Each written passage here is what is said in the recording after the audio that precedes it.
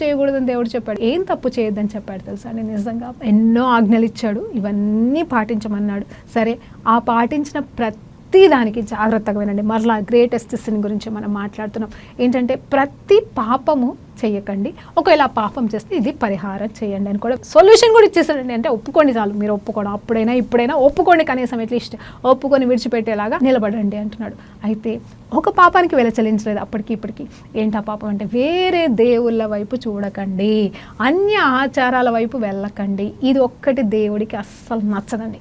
దేవుడికి ఇష్టం లేని ఇది ఒక్కటి ప్రాముఖ్యమైనది. దేవుణ్ణి కాదని వేరే దేవుళ్ళ వైపు చూడడం, వేరే ఆచారాల్లోకి వెళ్ళడం, ఈవెన్ వేరే వాళ్ళని పెళ్లి చేసుకోకూడదు అంటాడు. ఎందుకు తెలుసా? వాళ్ళని పెళ్లి చేసుకుంటే వాళ్ళ ఆచారాల ప్రకారం మీరు బ్రతుకుతారు కాబట్టి అందుకోసమే పెళ్లి చేసుకోకూడదు. సో ఇవన్నీ దేవుడు పాపంగా చెప్పట్లేదు, కానీ మీరు అలా వెళ్తే మీరు పాపం చేసేసినట్టే, ఆటోమేటిక్గా పాపంలో పడిపోతారు. కాబట్టి మొదటిగా దేవునికి ఇష్టం లేనిది ఏంటి అంటే